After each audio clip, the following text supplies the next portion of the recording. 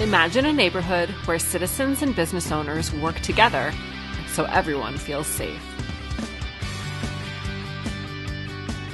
Imagine a neighborhood park that is a clean, green, safe haven for families and children. This park is a place where fairs, church services, and concerts attract both residents and visitors. A place where everyone can come to know, appreciate, and support one another. Imagine a neighborhood where pollinator gardens are planted, food waste is composted, brown fields are repurposed, and buildings are solarized. Volunteers beautify the streets and riverfront as an expression of commitment to their neighbors and to the planet. Imagine a neighborhood where residents have access to career fairs and skillful navigators who can help link them to jobs, training, and needed support services. Imagine a closely knit and well-supported network of human service providers that works to reduce substance abuse and COVID while boosting hope and opportunity. Imagine a neighborhood where parents whose greatest dream is to provide for their children are supported by volunteers who tutor and mentor students. Growing numbers of high school students get involved with the Police Athletic League and Explorers and aspire to work in law enforcement. Imagine a neighborhood with a thriving commercial corridor, vibrant with businesses, restored architectural icons, and beautiful murals.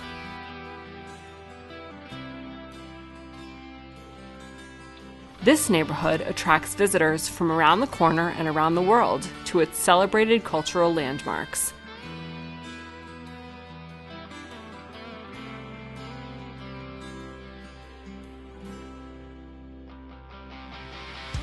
Historic homes are preserved, and new home ownership opportunities are created for both current and future residents. Fortune 100 companies, small businesses, and neighborhood residents share their hopes and dreams and vow to work collectively to see one another grow and prosper.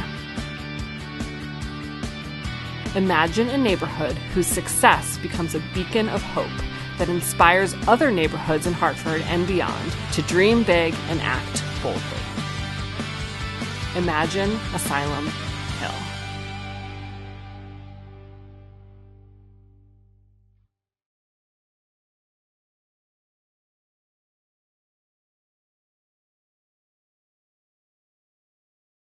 All right.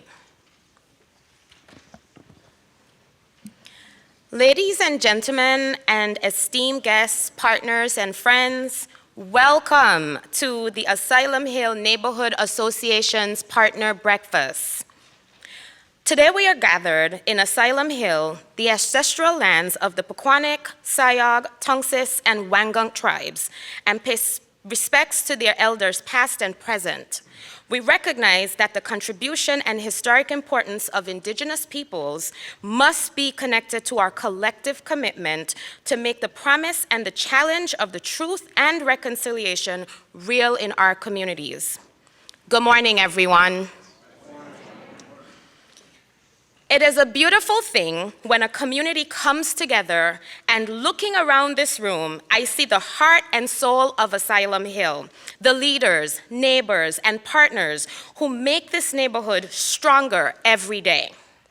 I want to take this moment to acknowledge the power of gatherings.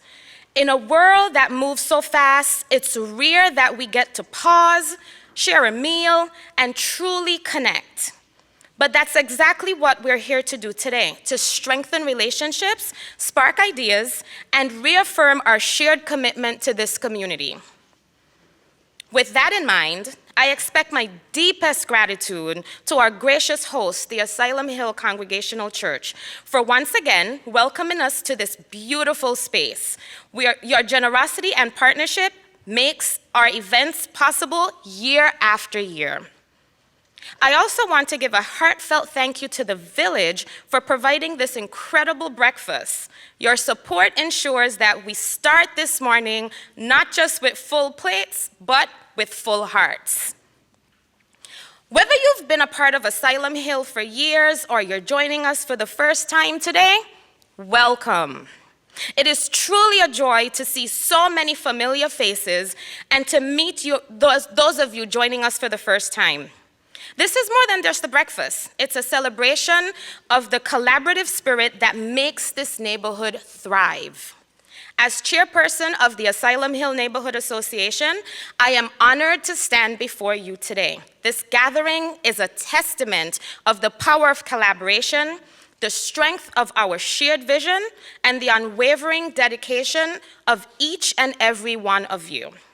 Our work is not just about meeting the initiatives, it's about people, relationships, and the belief that together we can create a brighter future for Asylum Hill.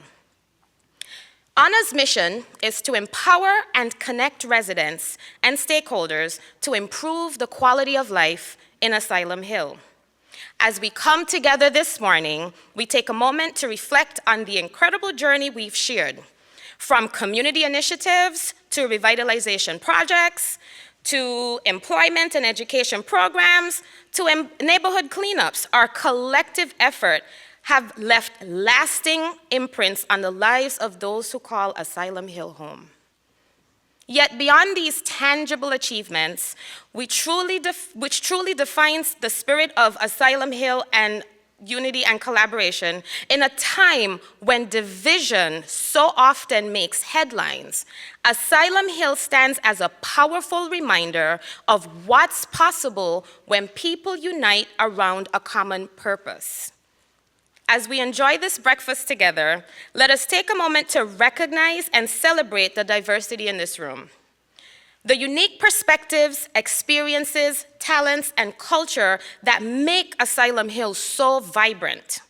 It is this rich diversity that fuels creativity, sparks innovation, and propels meaningful change for our community.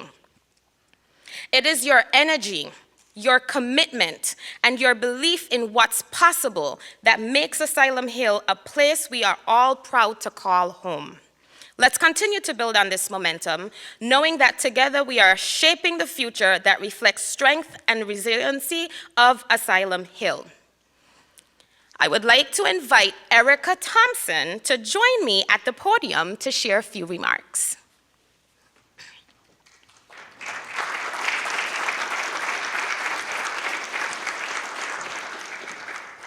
Hi, I'm not Erica Thompson. Oh, she's right here. I'm going to do my best, Erica Thompson, however. She is about a minute or two away, but in the interest of time, part of what Erica wanted to do, she is the senior minister here at Asylum Hill Congregational Church. And part of what she wanted to do, and part of what I can do, and part of what several of our church members who are here today can do, is offer you thanks for the support that the Neighborhood Association gave to Asylum Hill Congregational Church just this past year. We applied for a $3.8 million community investment fund from the state of Connecticut. And with an endorsement from the Neighborhood Association, and with some really good plans, the state has approved those funds, pending a state bond commission approval. But yes, truly a wonderful investment in our community, and we are so grateful for that. We have members of the team, we call them the Community Connections team, that has been busy in the last half hour surveying you with questions and wanting to reach out to other members of the community as well, so that we can get a clearer understanding of what the highest priority goals might be for the Community Resource Center, the Earl Exum Community Resource Center that we will be. Erica, the real Erica Thompson is here. But I'm just giving them a heads up about what we're going to be doing at the Community Resource Center. Several of you took tours of that space last year, and Erica will be happy to lead you on a tour again if you're curious about what that space might look like.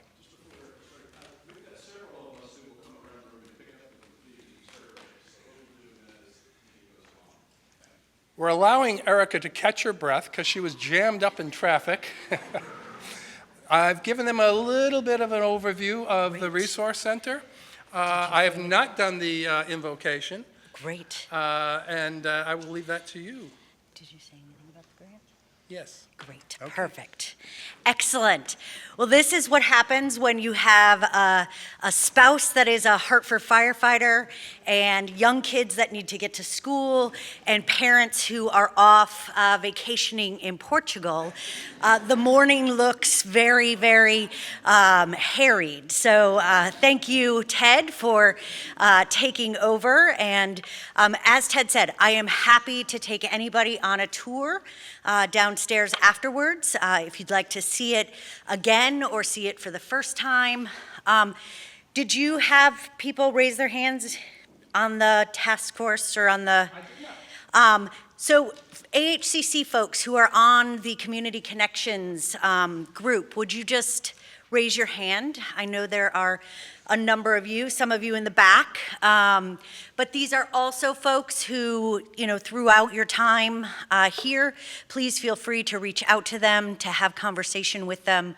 They would be happy to answer questions and have conversation with you. So as we begin, if we could just, maybe because I need it, if we could just take a deep breath.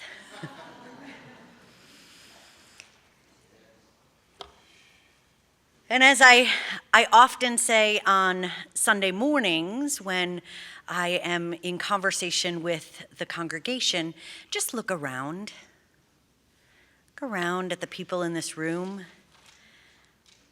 This is a pretty amazing group of folks with talent and passion and dreams.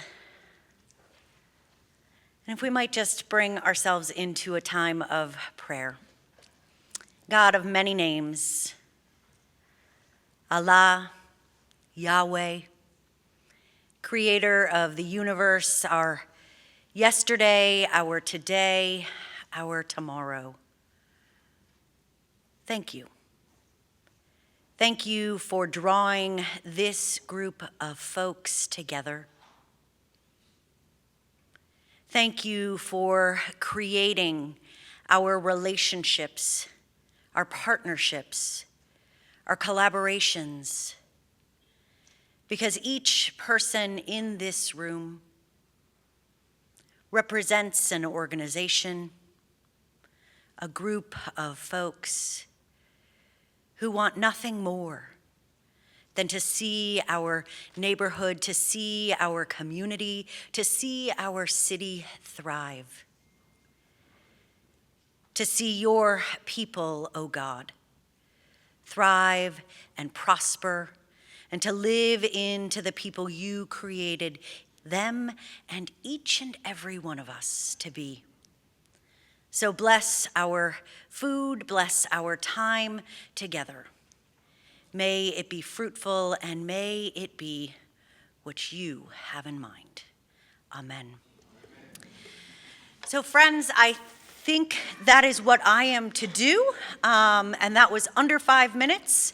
And so enjoy your food and enjoy the conversation. And again, I will look forward to taking any of you downstairs to what will be our Earl Exum Community Resource Center at Asylum Hill Congregational Church.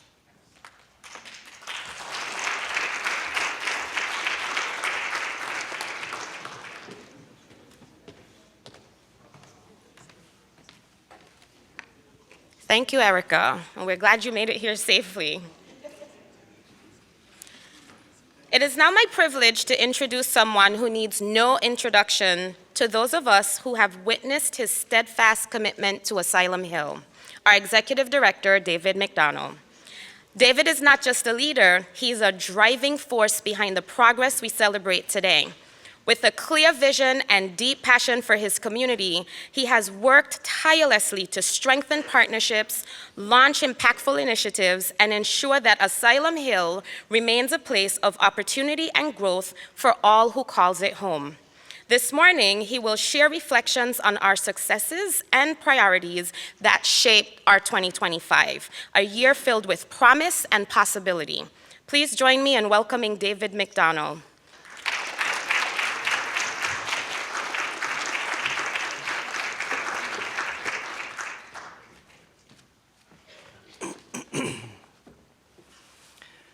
Oh, good morning, everyone. Thank you for coming today. This is very exciting to see such a full house. Really excited about this. Thank you, Janine. That was very kind words. David McDonald, Executive Director. I'm going into my 7th year here at AHNA. Very exciting time, I think. We're making a lot of progress. And I'm looking forward to it. I first want to start by I have to thank again the Asylum Hill Congregational Church for your long-time support of AHNA. Your support has been instrumental to our success. Without this support, we've grown your support of a $10,000 donation, annual donation, to an $80,000 a year budget that supports 2 staff people, myself and our outreach coordinator, Carolyn Austin, right there. And we're so glad to have Carolyn on staff because she's a local Asylum Hill resident. She knows the community very well, and she's a great resource for our organization. So I'm looking forward. I want to just, let me see, I got to set up this PowerPoint here. There we go. Let's probably move this over here. Let's see. Okay, so looking forward, I see 3 major legs of a stool supporting a revitalized Asylum Hill. I see 1, stakeholder partnerships to improve the quality of life for our residents. 2, promoting our history, arts, and culture to attract visitors to our neighborhood. And 3, community-led economic development that actually meets the needs of the residents of Asylum Hill.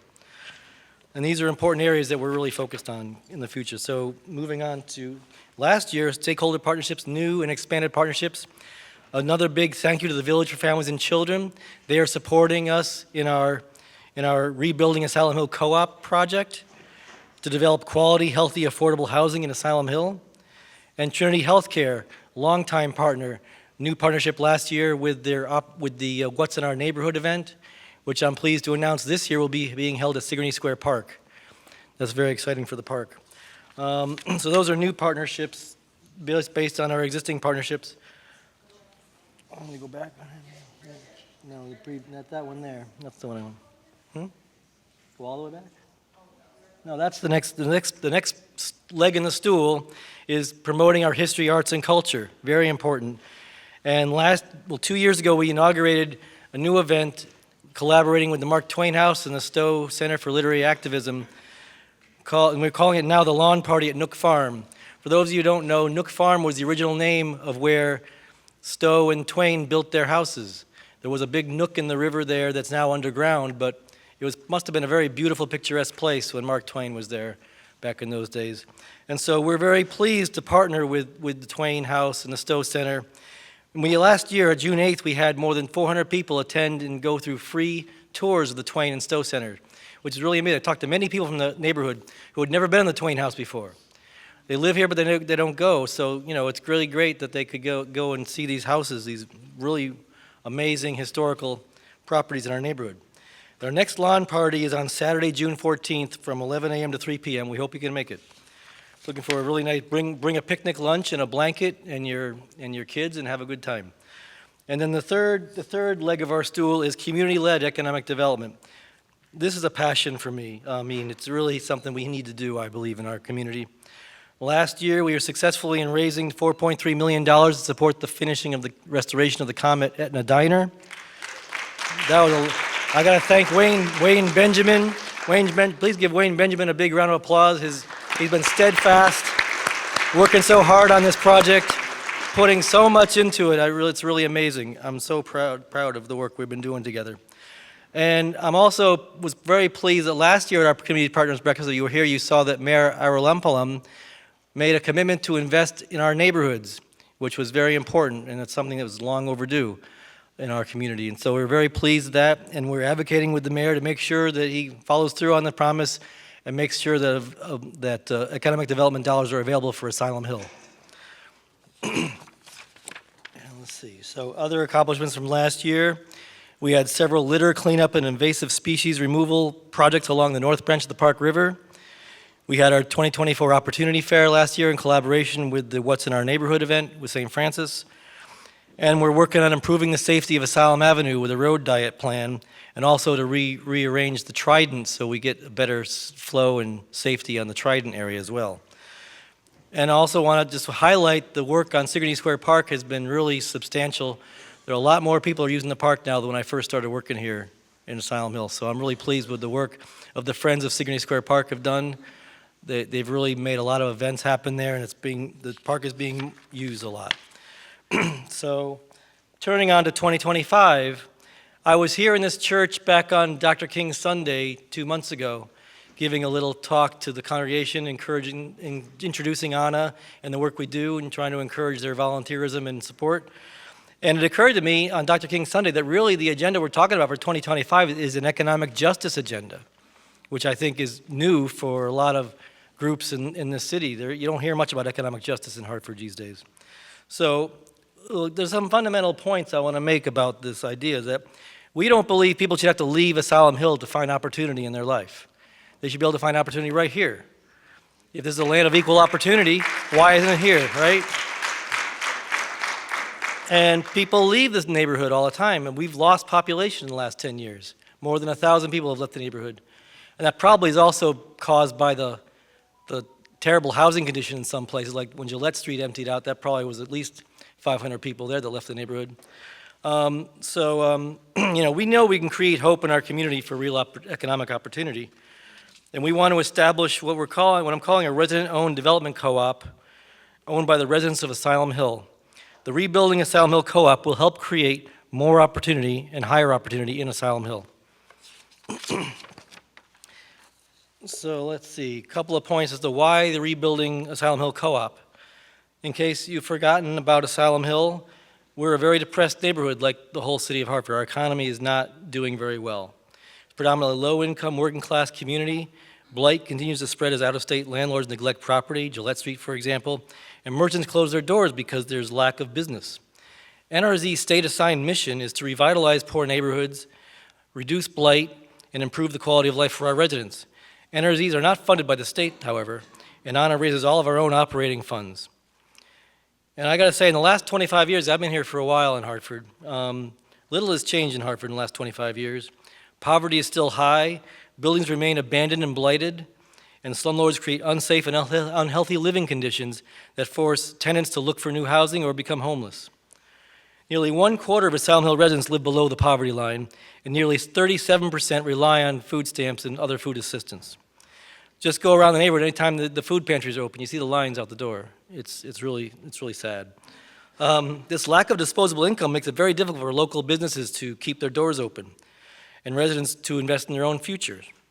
90% of housing units in Asylum Hill are rental, with only 10% of units available for home ownership. And as we know, home ownership is the primary strategy in America for people to get ahead and to do better and to secure their future. Home ownership is not a strategy available to people who live in Asylum Hill unless they leave. And so the Rebuilding Asylum Hill Co-op will reinvest the profits they make into the neighborhood via the idea of creating more opportunity for the neighborhood. We believe it's not right to force people to leave their community to find opportunities. And given that ownership is how families get ahead in America, we believe we should be providing new ownership opportunities for our residents. So this 2025 Economic Justice Agenda, I like to quote Dr. King. I think he was very inspirational in my life and probably very inspirational to many of you in your lives. Injustice anywhere is a threat to justice everywhere. I think that really speaks to a lot of the challenges we face in our country, that we see injustice in different parts of the country and we worry it's spreading here. And you know, it's a terrible time right now in our country, but I don't think it's a coincidence that we're seeing this strife and division at a time of the all-time highest in income inequality in our country ever is right now. And I don't think that's a coincidence, frankly.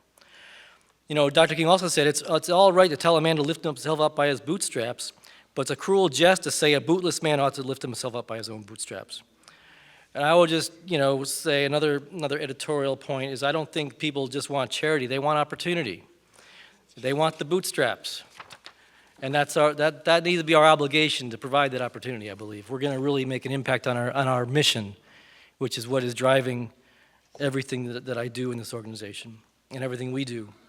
So moving on, this is a big, oh, I forgot this, there we go. That's a big, long list of projects we see in Asylum Hill need to be done. That's going to take many, many years to do, but it's an important list that we maintain, so we have a project pipeline always in the works, always moving on to the next project. I would just like to highlight 85 Sigourney as a perfect example of how out-of-state real estate speculators harm Hartford.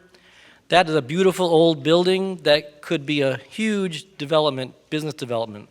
And it's just sitting there vacant and mothballed by some investors out of New Jersey.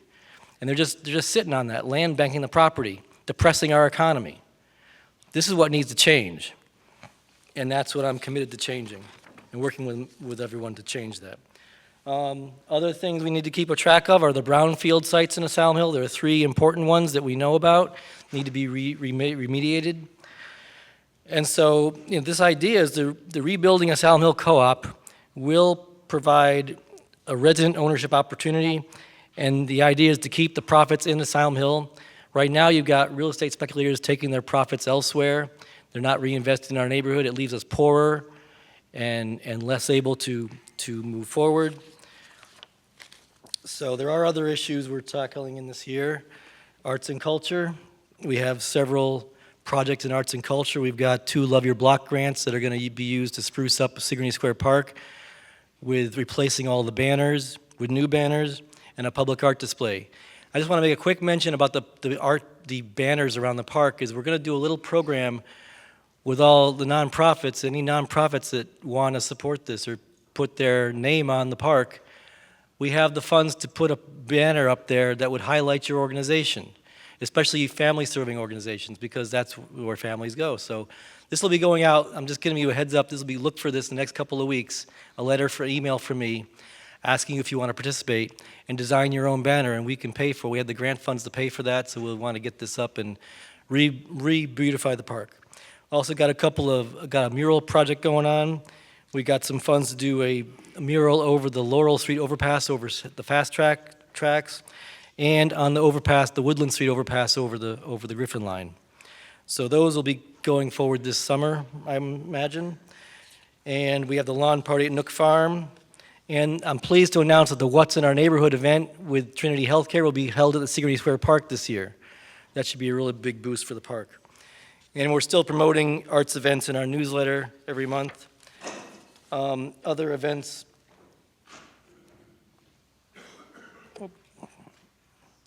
So then we have the employment fair coming up as well. We're doing that again. And that was a really good event last year. We also have many environmental and green initiatives. We have currently 10 pollinator parks that were established in the neighborhood, and they're being maintained by the committee, by volunteers. We're partnering with the park watershed to conserve and revitalize the north branch of the Park River. We've had several invasive species removal work days already, and we're continuing to advocate on the Griffin Line connection to the East Coast Greenway. The Garbage to Gold composting project still continues in one of our committee members' backyards. It's a small composting project, but we're applying for funding to buy a very large composting unit that could handle up to 500 pounds of food waste a day and really turn a neighborhood-wide recycling food composting program into effect. And that will save our city money, because that's going to remove food waste from the landfill. It's also going to reduce the rat population because you're taking the food out of the garbage cans that the rats live in. So, there's things that we can do to actually improve the quality of life in our city. And I really feel like we need to really be a DIY kind of a situation here, So anyway, we also have some public safety initiatives as well. As I've mentioned, Friends of Sigourney Square Park is very active, and they're going to be more active this year with the art in the park and replacing the banners and many events. And we're also advocate for red light cameras to discourage speeding and reckless driving, and redesigning Asylum Avenue and the Trident to increase traffic and pedestrian safety. Also, human and youth services are areas we need to focus more on. Collaborating with the church here on connecting with the Hartford Youth Scholars Program, working with the Young Legends Program to increase leadership opportunities for youth. And we're going to be partnering with the church on the Earl Exum Community Resource Center. We want to assess seniors' needs because we believe there may be a need for some more senior services in the neighborhood, but we don't know that for sure, so we need to survey them and see what their needs are. And we want to continue reaching out to the people at the South Marshall Street. There's a lot of struggles in that street, and we need to reach out to them. So that concludes my summary of the agenda. I think I was playing the video earlier. There's a vision video we have on YouTube. It's on our website as well. But that'll conclude my remarks. Thank you very much.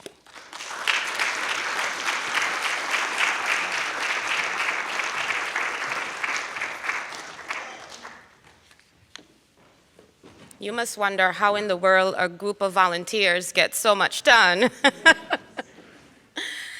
Thank you, David, for sharing all of the amazing work and the future work of AHNA. Before we continue, I do want to share that video footage from today will be broadcast and streamed on Hartford Public Access TV, on Xfinity, and Frontier. So please check your local services for video access.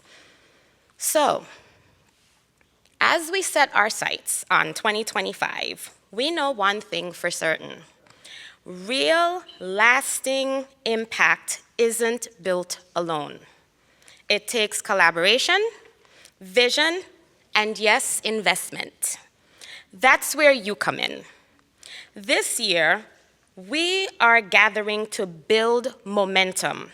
Your partnership fuels the programs, advocacy, and innovation that drives real change for families and the community.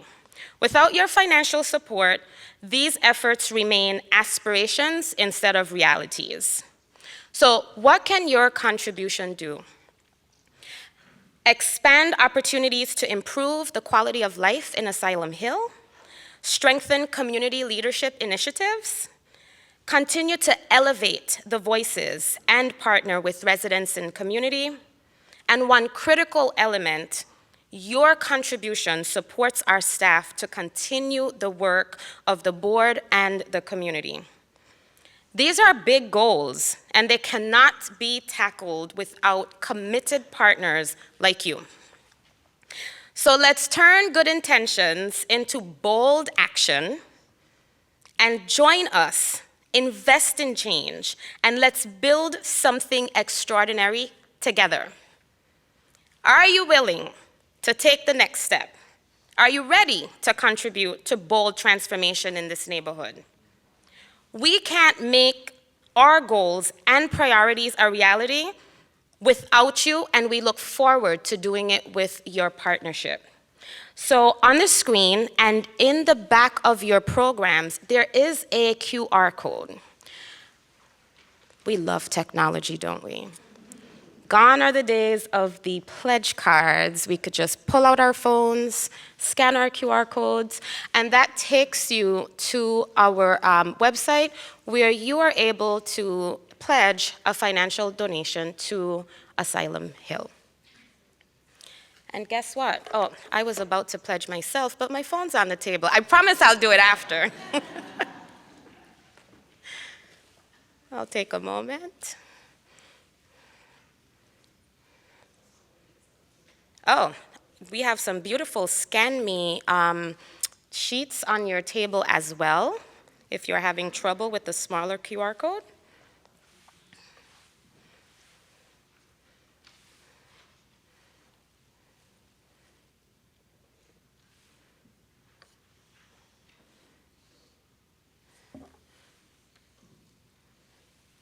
We should have had some music for this part.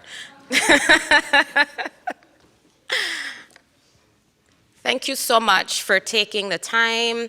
Thank you so much for your generous contributions. And we will continue to update you and share all the amazing work that is being done here in the Asylum Hill neighborhood. Thank you so much.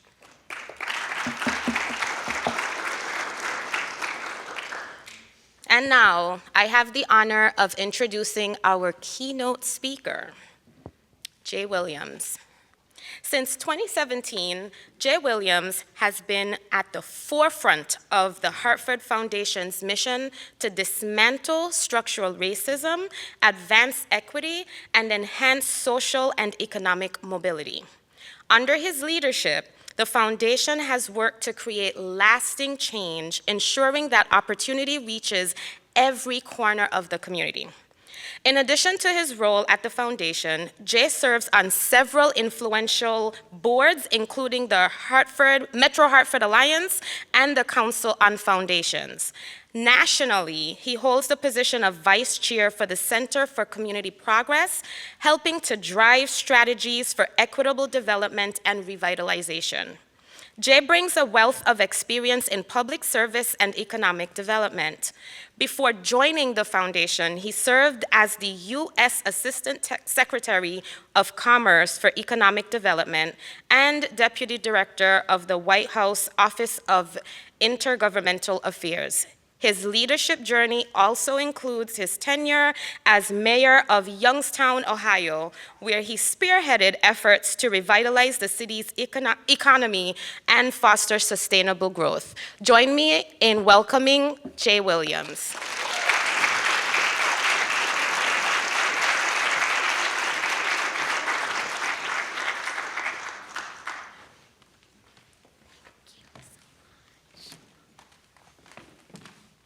Good morning.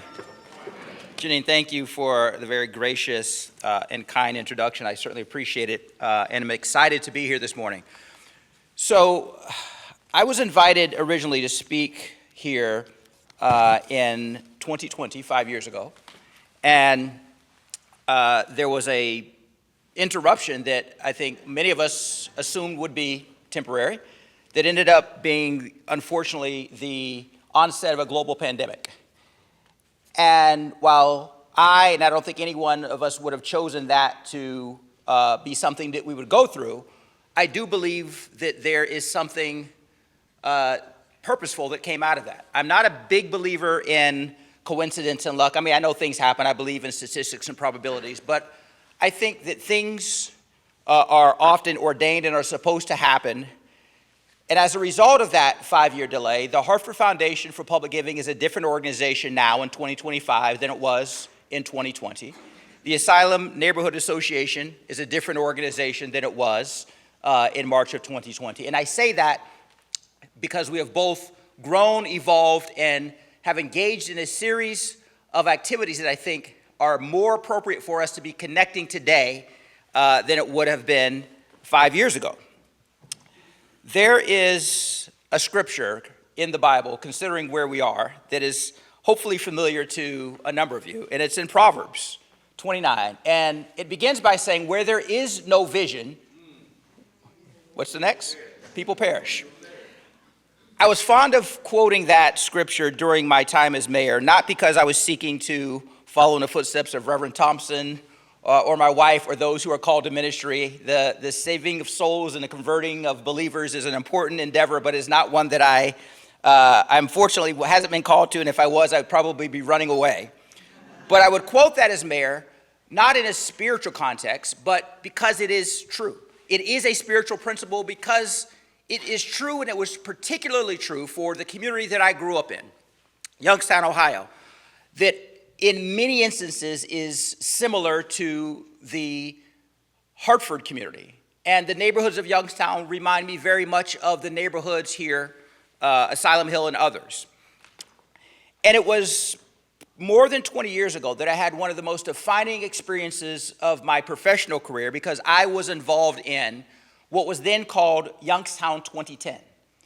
It was a visioning process much similar to what I understood has occurred here in this neighborhood, about recognizing a community's past, its struggles, its opportunities, its challenges, and formulating a vision that would ultimately move that community forward. Communities and neighborhoods are often like people. They go through different stages of life and living. They can go through different stages of grief, but they also, in my estimation, in my experience, communities have memories. And those memories can tie them to their past. I was reading online just the other day a list of things that people had said their therapists had shared with them that were just like stayed with them for a long time. And one of the things that really resonated with me is that one of the therapists told their client, you know, think of your past either as an individual or a community as a rope, right? And a rope can be a functional tool. It can tie things together. It can be used to pull or it can be used as a guide. And they went on to say, think of the bad, difficult memories of your past as a rough, thick, knotted rope. And they said, think of the good, positive memories of your past as a smooth, silky rope. But they said in either event, if you hold onto a rope too tightly, you will get rope burn. So if you hold onto those negative memories too tightly as a community or as a person, you can get burned. And if you hold onto those positive memories, you can get stuck in a place that doesn't allow you to think about forward movement, which is what a vision is about. So if you think of a vision in and of itself, it's an inspiring and declaratory statement. It's a precursor to move. A vision is designed to get people to move, to get an organization or a community or a neighborhood to move. And what I was impressed by, I have, over the course of my career, not because I was a planner by training or by education, but have been involved in lots of planning and visioning initiatives. And the vision that was established by the stakeholders here is one that I think needs to be spoken. One that when I read, it said to me that this is a group of stakeholders and partners that understands the importance of a vision to galvanize, to inspire, and to move this neighborhood and this community ahead. The vision that you all put together, Asylum Hill neighborhood will become a model urban neighborhood that is green and clean with a large tree canopy, abundant gardens, and a healthy park river peacefully flowing through the western edge, where everyone can live, walk, and bike safely. These are your words, absolutely. Where historic housing is preserved and affordable housing is available to all income groups, where art, culture, history of our diverse population is celebrated, where businesses, small and large, thrive and hire neighbors to fill jobs. A high-performance West Middle Elementary School with a classic magnet school and Hartford High School attracts students and encourages families to move into the neighborhood.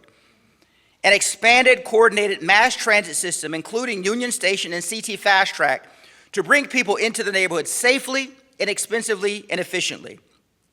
Beautification of the Farmington Avenue streetscape through new lighting, sidewalk repair, paving, and medians. Rezoning portions of the neighborhood to encourage owner-occupied homes and reduce population density. Now think about that. When you think about what type of neighborhood you would want to live in, you all have set a North Star, something that is inspiring, something that even reading it, even hearing it, makes me want to move toward action. And the beauty about that is that this principle of establishing a vision is as effective and important here in Asylum Hill as it is in every other neighborhood in the city of Hartford and beyond. It doesn't have to be, and it shouldn't be a same vision or identical vision. It needs to be a vision that is put forward by the stakeholders and the residents, because they are going to be the ones, through collaboration, are first and foremost making sure this moves forward. So if your vision is your North Star, that's a great start. It's daydreaming and aspiring and declaring where you want to go. But in order to get there, it means you have to not just be inspired to move, but actually begin to move. So when you're taking a trip, every vision has to be married to a plan. And, you know, I'm 52 now. And when I was a little bit younger, and some of you as I look around will remember this, you had an idea of a trip, but then you had to figure out how to get there, right? So you had these big things that you fold up and keep in your glove compartments called maps, right? I had a glove compartment full of maps. When I got my driver's license, I had a glove compartment full of maps.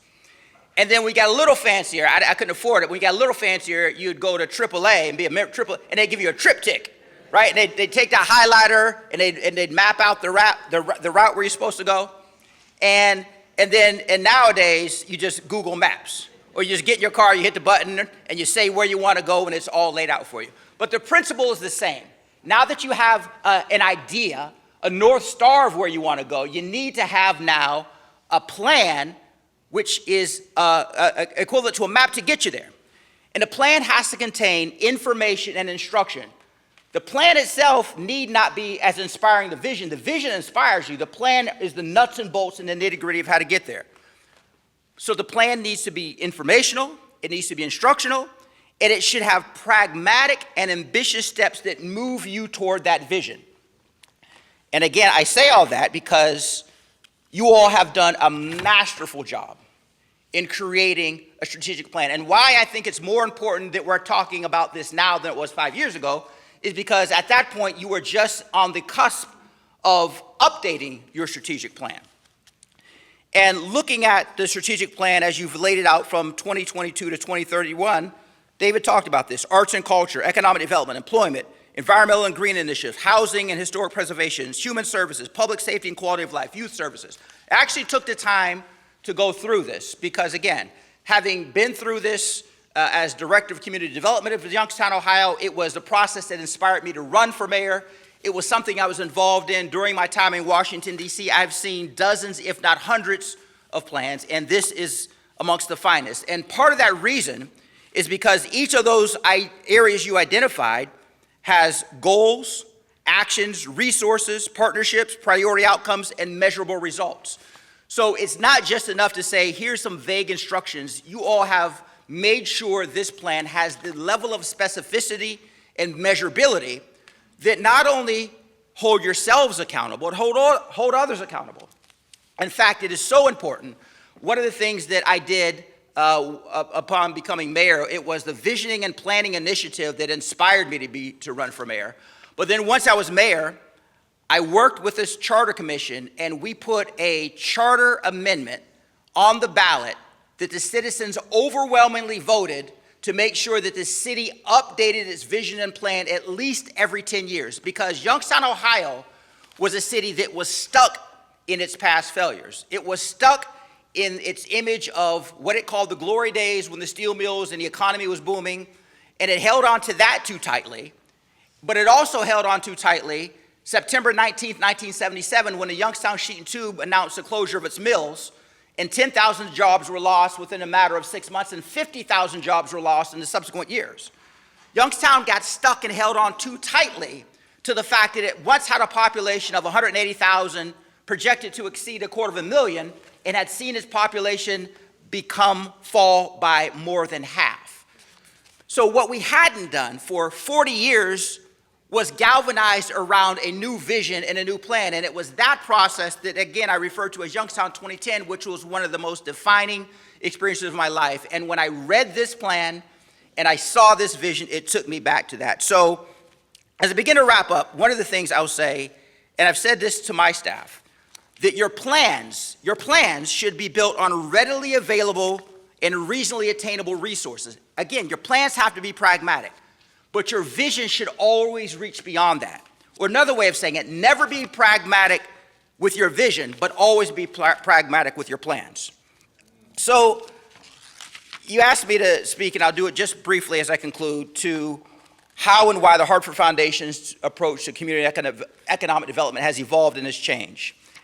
And again, that's why I'm glad that we're having this conversation in 2025. I would have welcomed this conversation in 2020, but it would have been a different conversation because we hadn't gone through the experiences that we needed to go through, nor had this neighborhood association. So when we think about economic and community development at the Hartford Foundation, characteristics such as catalytic and inclusive, and making sure we do this with humility, that we think about how to make it sustainable, how we collaborate with other stakeholders, because everything that we do at the foundation is done through partnerships with neighborhood, on-the-ground stakeholders.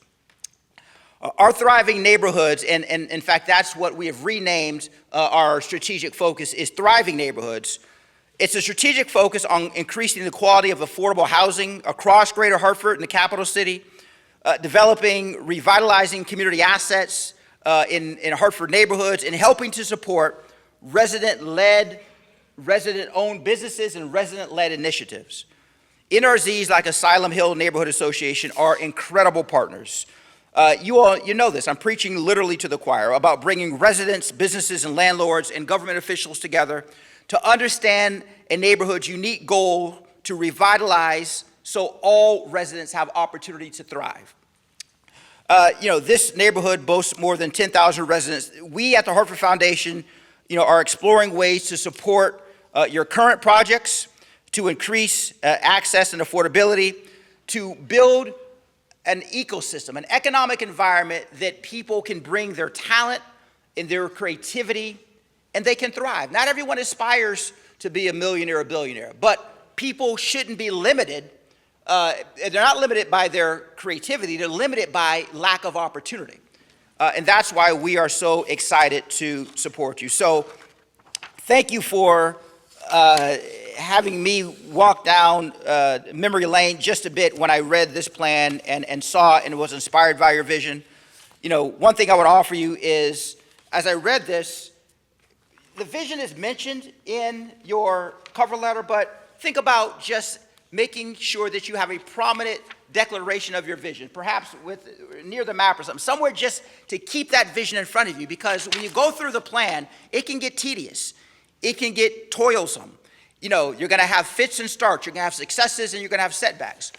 But making sure you have that vision always somewhere near, because that will inspire you through those long and difficult times.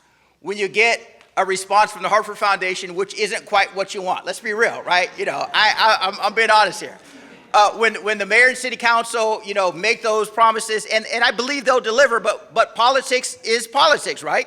I've been a mayor, so I know during those times, it will be your vision that keeps you inspired to move forward in that plan. So as we celebrate our 100th anniversary, we're excited about the announcements we're going to be unveiling.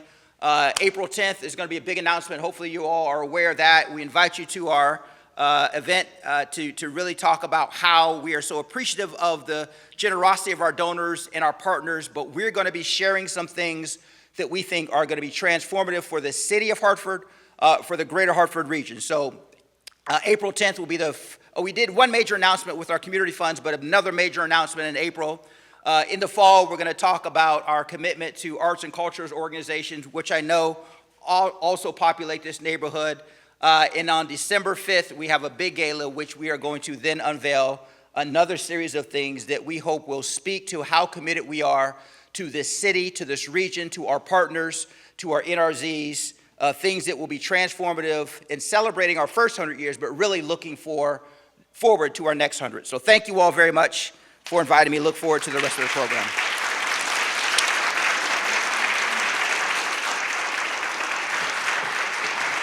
All right, so we recognize in order to move our vision to fruition, we need to have important conversations with leaders who have the knowledge and background on economic and community development.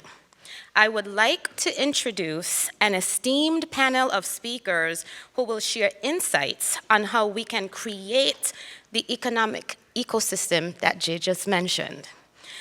I'd love to welcome our moderator, Frank Graziano from the Connecticut Public.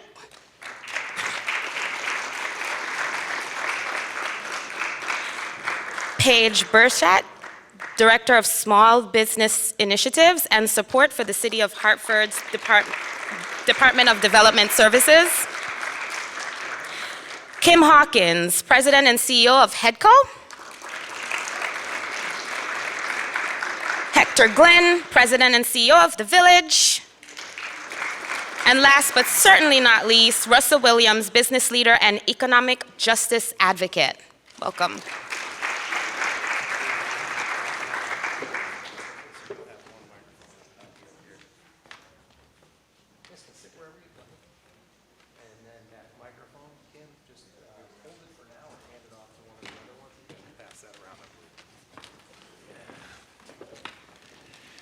Good morning, everyone. This is the second time in less than 6 months that I have been incredibly humbled to follow Jay Williams. I'm really feeling bad for myself right now, but it's a message from God that I need to follow in your direction more so. I will be doing that. Welcome, everybody. Good morning. It is so great to see you all here. In a moment, I'm going to introduce our panelists again and allow them to tell you who they are. I just wanted to start by telling you that I am Frankie Graziano. I work with Connecticut Public. I've worked in this neighborhood now for 14 years, and it's been a joy. I first got my start covering local sports in the area and state sports as well, but got to know a lot of the kids from the high school, Weaver High School, of course, Hartford Public, Capital Prep, all of the city schools here. And now I work in politics, which, as Jay mentioned, is quite a different venue than sports is, but I'm working in a way that's trying to make it more accessible to people, not necessarily trying to make you a fly on the wall in the Capitol or something like that, but trying to help you digest information so that you could do something with it. So I'm very blessed to work at Connecticut Public and be able to serve all of you in the public here. You got some great context as to what we're doing here earlier, what AHNA is, what an NRZ is from David McDonald, so I won't repeat any of that. But I do want to talk a little bit about community economic development so you all can understand exactly what that is and maybe where you could take some of those good intentions and put them into bold action. But we're here today to talk about community economic development, specifically toward rebuilding Asylum Hill. Community economic development is a field of study that has actively elicits community involvement when working with government and private sectors to build strong communities. And private sectors, like we said, industries, markets. It includes collaborative and participatory movement of community dwellers in every area of development that affects their standard of living. So that is an important definition to get out to you. Now we're going to introduce you to our panelists. First of all, very happy to have Kim Hawkins here, the president and CEO of HEDCO. Good morning, Kim. Would you introduce yourself and tell us a little bit more? Can you hear me? Oh, we can. All right, good. Good morning, everyone. It's a pleasure to be here, and I thank you for allowing me to have this opportunity to share. Again, I am Kim Hawkins. I am the CEO of HEDCO.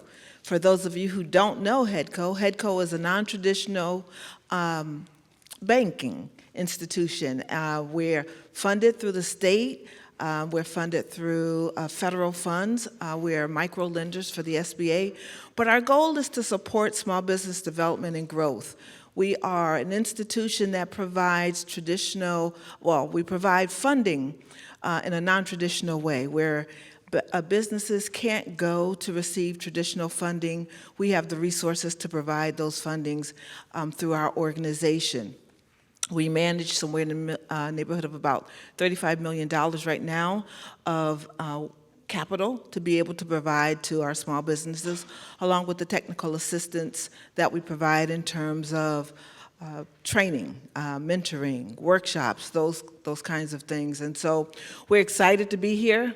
We're a part of the fabric of Asylum Hill. When I started out with HEDCO 27 years ago, this was my neighborhood to go into and to allow them to understand that there was funding and support available for the small businesses here. And so I'm excited to still be working with Asylum Hill to be able to do that. We have a new location now at 224, where we'll be talking more about the resources that we'll be providing or are available there to our small businesses, because we know small businesses are what helps sustain communities and build the communities. And so we want to make sure that we stay a part of that fabric of this Asylum Hill neighborhood. 27 years for you, Kim, but this year is a big year for HEDCO? Yes, it is. On this past Tuesday, we celebrated 50 years of services across the state. And I'll just share with you some numbers. Since our 50 years, we have actually allocated over $100 million to minority and women-owned businesses. We have impacted about 4,000 businesses in the state. We've retained about 3,500 jobs, created 11,000, and we've serviced, in my 25 years, 22,000 people, individuals, whether they're with a business or they're coming in for some of our training. So the impact has been great. We continue to see the need for what we're doing, as we know that access to capital is always going to be the key to developing and building our small businesses, and we're excited to still be able to provide those types of services. So thank you. Thank you, Kim. Great to learn more about yourself and HEDCO. Also joining us today, we have Hector Glynn, CEO of The Village. Thank you so much for breakfast this morning. And thank you so much for your work in the community, Hector. Thank you. So the breakfast is from our staff that feed the children who live in our residential. And so we're always excited when we get to show off the great food that we're able to provide to the kids who live on our campus.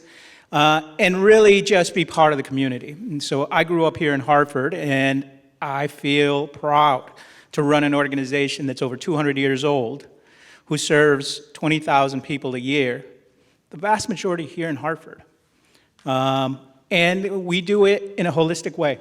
So we are a behavioral health agency, sort of lifespan from 2-year-olds with behavioral health needs, all the way up to 90-year-olds.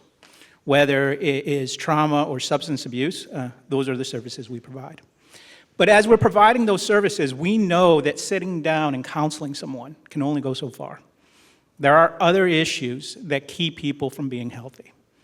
And those issues include economic development. So we have a financial center. We help coordinate the VITA, the volunteer tax assistance. Please pay attention to this part of the program, as we are 2 weeks away from tax day. We are. And so, if you haven't done your taxes and you're under $68,000, then please go to our website or United Way website and look for the VITA program. We will do your taxes for free. We also have budget coaching and mobility counseling to help people understand what their options are for housing. We spent hundreds of thousands of dollars investing in early childhood. We know that the beginning years, those first 5 years, start the course for what a person is going to be. So whether it is our home visiting programs, our preschool programs, or just, the programs that we do with our family centers, we want to provide that early start. A couple of years ago, we sat down with our board and we explained to them that after talking to our staff and our clients, there was one issue, more than any other, that was impacting that we weren't involved in, and that's been housing. And so for the last 3 years, we've been looking for opportunities to partner with those organizations on how we can improve the housing, because you can't have good mental health if you don't have stable housing. If you have a rat crawling over your baby, there is nothing my counselor can do to make you feel at ease. And so thinking about housing is what we've been doing. We're looking for partners. We know we're not a housing developer, but we know we can add value to some partners. So if you have a housing idea and you want to partner, just like David did, come knock on our door and let's have a conversation, and we'll see what we can do. Thank you. Thank you so much, Hector.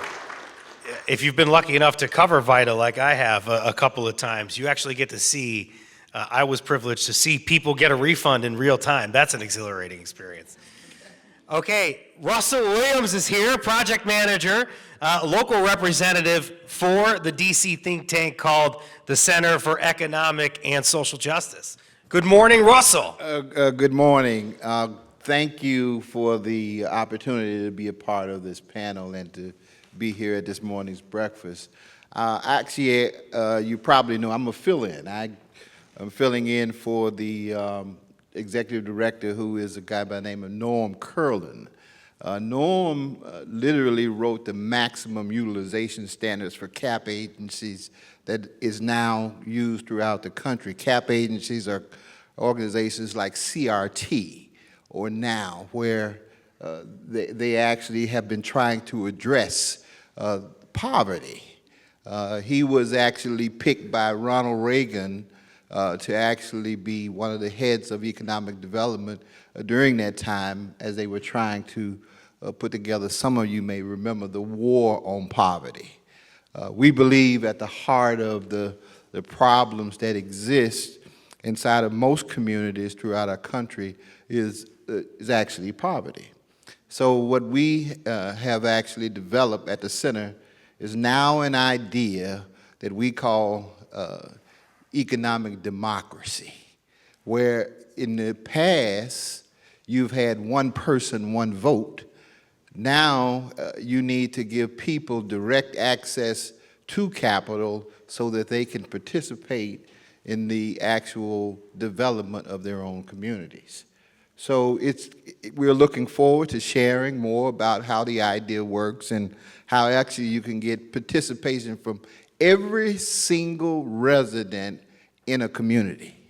And every single resident needs to be able to participate in the development of their community. And so, again, we'll talk more about that, but I'm excited to be a part of this discussion. We know we have kind of a hurdle to, or hurdles to overcome, but we're looking forward to working with AHNA and other organizations to help to be able to meet those challenges. Thank you. Hurdles, hold on, keep that microphone by you. Hurdles is one word. Another word is the challenge, and that's a podcast that you've hosted in the past?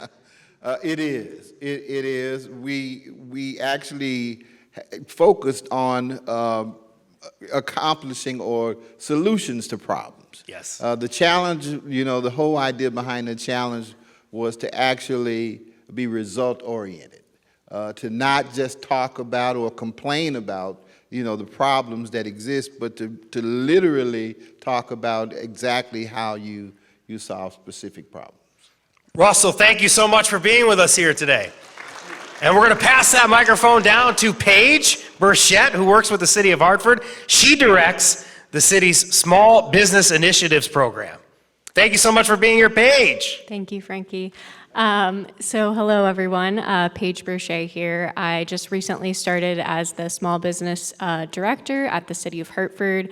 So that's housed within the Department of Development Services. So it's a really, really, I would say, important department for, partnership and collaboration because it has so many kind of vital services. So obviously I am one of the divisions, Small Business Initiatives and Support, but it also includes our blight remediation team, housing division, licenses and inspections, housing code enforcement. So all very, very vital things to kind of the vision and the strategic plan that Asylum Hill has. So I think, just as we have this conversation, just remember, I guess, that the city is here to, work to make that vision come to life and be kind of partners, especially as there's new leadership at the city, both at the top level, mayor, but also kind of within the department that kind of works to make sure that this vision comes to life. Happy to connect with folks. And yes, I guess that's one more time for Paige Burchett. Yeah, brief introduction. Thank you so much, Paige. I appreciate it. You guys are going to pass that microphone along as you want to talk after I ask you just a few questions. There's not too much long in the program, I promise you. This is Community Economic Development, Rebuilding Asylum Hill. I want to ask the panel this first question. What do you see as the major causes of the depressed economy here, or particularly its impact locally, and lack of opportunity, such a key word, in Asylum Hill? And we're going to hand the microphone down to Russell Williams, who's going to answer the first question. You've already heard me mention, I think poverty is the issue. I think that too many families and or individuals are living way below any reasonable standard for living. Most people, unfortunately, don't realize that Hartford is still considered, I think, in the top tier of the poorest cities in America. It makes no sense to me. And it's one of the reasons why I've been engaged and involved in the things at the Center for Economic and Social Justice for over 20 years. We sit between two of the largest financial centers in the world, New York City and Boston. Number one as a market and number three as a market. Now, how is it that we sit as a city in between the two top three financial centers in this country, and we have this kind of poverty? I think, and the center believes that there is there's too little emphasis placed upon addressing the need or the elimination of poverty. So that is at the root cause of a lot of the problems that we face. I want you to hand down the microphone to Hector. Sorry to put you on the spot, Hector, but you said something in your opening speech that resonated with me. You talk about rats crawling on babies. This is legitimate. And many of you who've lived in the area have known that this is a problem that people deal with. So happy to hear about what you all are doing with composting, a very important deal. Let's talk about more about those root causes, because you talked about the rats. This is a very legitimate thing that's happening. Rats bite, and kids are getting sick, families are getting sick. Some of the homes that people live in this area and other neighborhoods in Hartford, particularly as it gets hotter, are not well suited for the heat, obviously. Sometimes I hear in the South End of people that I work with telling us about when it rains, kids swimming in ditches and things like that. So structural racism, I imagine, has something to do with this as well. Hector, and just tell us about some of the things you are doing to solve that and maybe support the people in this neighborhood. So the village cannot solve. Of course. Structural racism. Of course. Sorry about that. I tried to solve 400 years of issues here in this country in one fell swoop. I apologize for that. But I think what we can do and what we are trying to do for Asylum Hill is we are a large employer. We employ over 600 people. We want to be a good employer. Of those 600 people, more than 300 live in the city of Hartford. If you want economic development, you need good jobs. And so we, as the village, work very hard. In fact, we just closed out our staff survey. We make top workplace every year. And I will tell you, and I have staff in the room, there is no easy job at the village. Whether we're talking to families about their traumas, whether we're helping them overcome, performance in schools, whether we're helping put families back together after they've been pulled apart by DCF. What the staff at the village do is they take a little bit of that trauma and they put it on their shoulders, and they carry it for the community. And so I'm so proud to have those 600 people who make a difference, and so many of them come from Hartford. We still have job openings. So if you know anyone, come on our website, take a look, because we're always hiring. We know the needs of the community are not fulfilled, and so our pledge is to always keep trying, even though sometimes it's hard. A massive provider of foster care is the village. So thank you for that work. So when you say you're reuniting families, you really are doing that work. Pass the microphone to Paige for a second, because I just want to understand what makes Asylum Hill, as best as you can, unique to the other neighborhoods in Hartford, or I guess help us understand this issue of poverty and what connects it to some of the other neighborhoods. That's a big question, Frankie. I would say, what makes Asylum Hill a bit unique is definitely the institutions that are here. I think that's a really core anchor to the community. I will say I've lived and worked in Hartford for, almost 7-8 years now. And I think the core of what I kind of started in the city with was Frog Hollow. So I will say even Asylum Hill, I'm learning more and more every single day.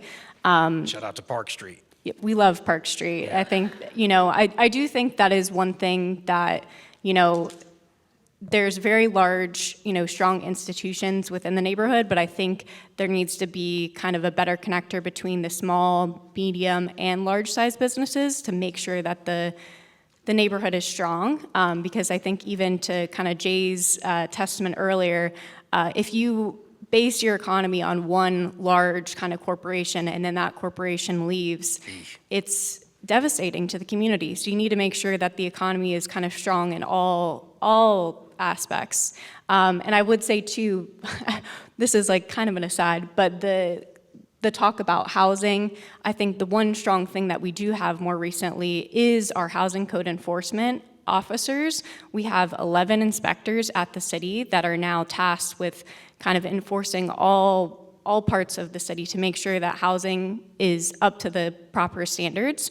And actually, any housing that's over 3 units has to get a license every few years. So I think that is one thing that the city is trying to make sure that, these larger housing units actually meet kind of the standard of living so that people don't have to have rats, in their houses, to make sure that people have, safe and adequate housing. Because, and housing is part of it, making sure people have good employment is part of it, and then honestly, all the other kind of just ways that people make sure, oh gosh, sorry, I lost my train of thought. It's early. It is early, but making sure that people just have a good way of life in the communities that they live in. So yeah, yep. Thank you so much, Paige. That's a very thoughtful response. Kim, I just want to understand it from this perspective. 2.5 decades working in this neighborhood, in this community. So what are you seeing? So what? What are you seeing in terms of the depressed economy here locally? I'm going to speak from the business side of it. Yes. And I think that, as I said before, in any community, there needs to be strong business support, right? And when you look at the Asylum Hill, West End neighborhoods, and you look at those other neighborhoods, what are the main businesses that are here, or what are the core businesses that are needed to support the neighborhood? And do you have those businesses? If you don't, then how do we go about bringing them in? And if you do, then how do we support them? How do we sustain them?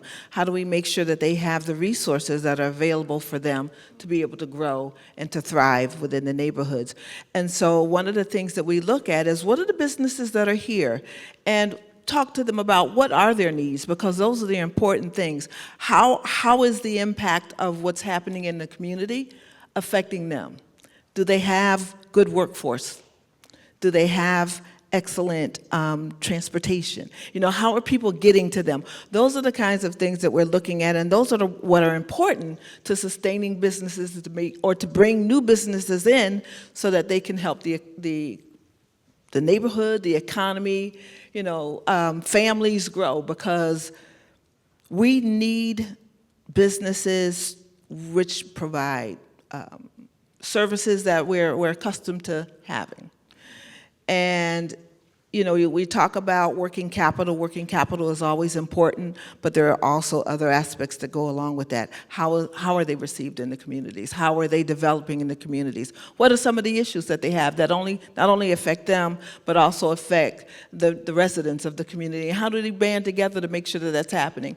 And as Paige said, you have these institutions. How are these institutions working with the small businesses and the residents in the community to solve some of the problems that we have? And so our goal is to be able to have the ability to have some of those conversations, to be able to come in and provide some of those resources, and then to look to see how we can be effective in whatever it is that's trying to be done so that we can sustain the communities and continue to build the relationships that are so vital to support a community. Thank you so much, Kim. Industries. I'm glad that we saw Beth stand up earlier, Beth Mazza, my old pal from Torrington, working with a bank. Do we have any more banks here today? You could stand up if you work for a bank, or if you represent an insurance company, or maybe even a hospital or something like that, a hospital network. I want you to pay attention to the next conversation, particularly the banks, I would understand. This next question. How can community economic development principles help interrupt, this is what Paige was kind of alluding to earlier, this slumlord to bank to slumlord network and pipeline apartment buildings here in Hartford are falling prey to? Get at it, Russell. He wanted it. There you go. Yeah, we are very much solution oriented, so we've thought about that. Dr. Curlin from the Center for Economic and Social Justice has a mantra he uses. He says, own or be owned. So unless you're an owner, somebody else will own you. Now, he's used that mantra for years because back in the 60s, as I mentioned earlier, it was one person, one vote. So that made you a legitimate part of participating in the democracy. Now, people are voting their pocketbooks. Their interest is whether or not they can, literally participate in the democracy in a way that they're free to make their choices on who it is that they allow themselves to be led by. So what the Center for Economic and Social Justice wants to do is to give everybody access to capital. So how do you do that, is the question. So we're talking about, with our partners, like AHNA, like the Hartford Insurance Group that sits upon the Hill, like commercial banks, petitioning the Federal Reserve. Go straight to the Federal Reserve. And let's talk to them about how we create capital that can be used by each individual to have them to participate in the development of their communities. They're the source. So we've had to use intermediaries who aren't necessarily representing our best interests to raise the capital that we need because of projects that they have in mind. We need, as a community, to be able to make our own decisions about the kinds of businesses that we want to support, the kinds of opportunities that we want to bring into our communities. So the Center for Economic and Social Justice, under the Economic Democracy Act, is talking about building something called Citizens Land Development Corporations, CLDCs. Now, that's going to take some legislation. You know, you're going to have to be able to form that. And it may sound like something you've heard before in the past, because some people want to suggest that it moves us a little toward socialism. No, it does not. We're talking about upgrading capitalism. We need a new economic paradigm in this country. And AHNA, Asylum Hill, would be a perfect place to model it. Perfect. A big hand for that, and AHNA. We're only afforded one quick response to what Russell said in terms of time. No, that's not your fault. I ran a little long here introducing the panel. We're only afforded one quick response to what Russell had. Does anybody have a quick response to what he had? Go ahead, Paige. And then I'm going to try to squeeze in one more question after that. Go ahead, Paige. So I guess you all both touched on kind of the smaller homeownership opportunities, which are vital to making sure that the community has the support it needs, people own property. I would say the one thing that I would highlight, because you, David, brought it up earlier today, so one specific instance in this neighborhood, Gillette Street, in the properties there that are larger apartment buildings, they were owned by a New York-based company, and they were being very unresponsive. And so because of that, there started to be plentiful issues with which the police had to come in and kind of address. And with that partnership within the city kind of led to blight liens being put on the properties, and ultimately a change in ownership to a new property owner, still, I guess, New York based, but I guess good news, because of that pressure, it was sold to a new property owner who has been more responsive, and they've started to, start the renovations, pull the permits that are needed to make it and bring it back to housing that people can actually live in. And so I would say the process within the city is there to make sure that, if property owners are not, doing the things that they need, they're kind of held accountable. And I would say that that's an important thing to note for those like larger apartment buildings where maybe say a local person might not be able to own and manage it. There are tools at the city that can ensure that there are responsible property owners, and we're not just letting, these properties, not be taken care of, so. Thank you for that response, Paige. I'm going to squeeze in one last question here. To achieve sustainable long-term economic solutions that could sustain and empower every community member, should we be looking beyond ownership of homes to opportunities for every community member to own shares of new growth capital needed in the economic development process itself? Thank you, Hector. We appreciate that. This is beyond housing. Yeah, well, I'm going to turn it back to housing because we've been talking a lot about ownership. And I think, property rights in the United States are one of the tenements of what it was founded on. But I think it's time to challenge that. I think that with property rights come property responsibilities. And so on the books, there are criminal statutes for public nuisance. Criminal, not civil. How many times have we prosecuted a slumlord? We're very quick to take black and brown peoples off the street and put them in jails because they harm the community. I would challenge that what the slumlords are doing, what happened in Gillette Street, and I hope the new owner is better, but when Gillette Street was happening, the city called the village up because we've been talking about what we could do. We've been talking about this issue of public nuisance and criminality. And they said, we need some help. We're ready. We can go to court and file a petition, and we can put those buildings in receivership. Would you and your partners come in and help us? So we started crunching the math, doing the work. The problem becomes with receivership, property goes back to those owners. We can fix it. We can bring it up to standard. We can charge them. But we don't want those owners in those communities. And so how do we think about not having another New York owner? How do we think about using the power of the judicial to give back to the community the properties that they should own? And not just accept that because they own it, they control it, and they can do whatever they want for it. People living every day, not just in a property that many people wouldn't want to live in, but also having to fight every day to fight back against these New York owners. Thank you so much for bringing that perspective, Hector. What we heard today hopefully will inspire some of that good intentions to turn into bold action, as we heard earlier from David, and create, as Jay was talking about, opportunity. I thank you so much for allowing us, Russell Williams, Kim Hawkins, Paige Berchet, and Hector Glynn, myself, Frankie Graziano. Thank you for allowing us to speak with you about community development.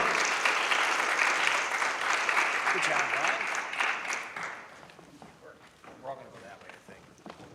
We're a little blocked over here. Thank you, Janine.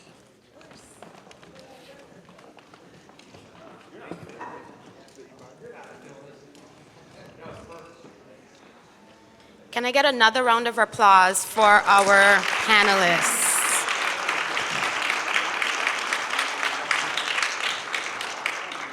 So we are coming to the end. We might ask you to give us maybe 5 additional minutes, potentially. I've really honed in today on collaborations and connections, as these are the cornerstones of building a thriving community. We also heard about the importance of creating access and opportunity for our residents. I'd like to share an example of this. In 2022, Wayne Benjamin, one of our board directors, mentioned a HEDCO grant to support small businesses. I shared that opportunity with one of my friends who received support in developing her business website to boost visibility and customer engagement. Today, we heard about financial coaching, housing support, small business development, job opportunities, and resident engagement as pathways to community economic development. With a vision, we could create a movement to drive collective and bold action and continue building a thriving Asylum Hill with a ripple effect on our neighboring communities. I get the pleasure to work with the Connecticut 2Gen Advisory Board. We are partners advance holistic approaches to family economic mobility and improve overall well-being. Kim mentioned a holistic approach to develop businesses and enhance businesses in the community. I believe in order to move community economic initiatives, it requires these approaches to intersect. We cannot do this work in silos, or we will continue to experience much of the same. It is time to work on radical shifts that truly meets the needs of children, families, and businesses in our community. Before we close, Allow me to share with you a story behind the Caritas Community Orchard, which was one person's dream. Caritas, oh, I'm sorry, thank you. Earlier this morning, Jay Williams talked about visions being something that gets us to move. 5 years ago, for her 70th birthday, Lynn Johnson, one of our past directors, had a vision and a dream that led her to movement. She gathered her friends and planted a community orchard along a stretch of ground between two parking lots. Lynn, as a Quaker, an ardent environmentalist, and led the AHNA Green Committee until she passed away in February of 2024. So here's what we plan to do. This year, we want to gather again in Lynn's memory. The pear trees are producing fruit, but could use soil enrichment. There is a space for strawberries and a place for a memorial stone and a shady spot where people can gather and sit on rocks. And some herbs and flowers, a little parquettal in the middle of the city next to the community garden on Nile Street across from West Middle. We will plant strawberries, help with watering and spreading mulch, and we will also use a power drill for holes and biopores that will feed the trees. My mantra in life is to meet people where they dream. Let us continue to keep Lynn's dream alive. I think together we can. Our communication specialists will be coming around with a QR code, and we are asking you to make just a special pledge to keep this project going.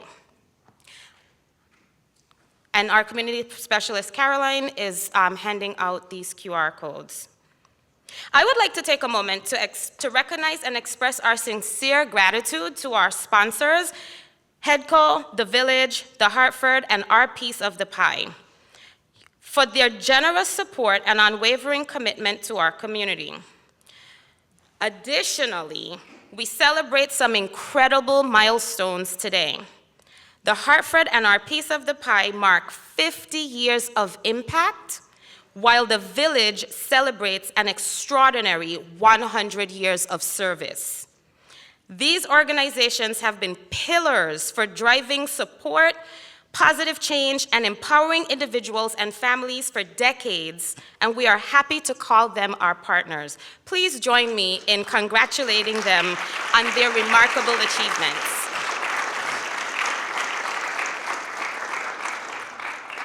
Strong partnerships are the foundation of thriving communities. As we bring this event to a close, I encourage you to continue networking and to take a moment to connect with someone new.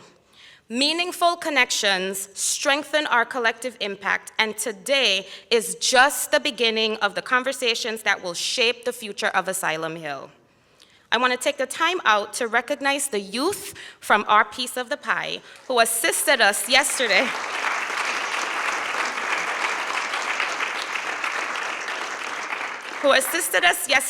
And today to create a beautiful and welcoming space for us to gather. We truly are grateful for your support and your continued partnership. Throughout this morning, you've heard about AHNA's deep commitment to fostering safe, welcome, and a vibrant community, one where families and businesses can truly thrive. Your partnership and support makes this possible, and together we will continue building a stronger Asylum Hill. Before we wrap up, I'd like to extend my sincere appreciation to our development committee for your organizing such a fantastic event, with special thanks to Sarah Dante and Ted Carroll for their leadership, planning, and executing this event.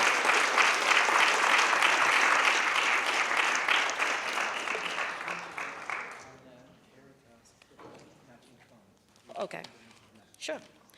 A heartfelt thank you to Caroline Austin, our social media and communication specialist, and our executive director, David McDonald.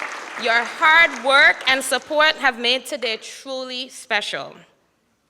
Lastly, before we leave, the Caritas is a community match fund grant. And so what you have contributed will be matched up to, I think, approximately $3,500. Thank you so much.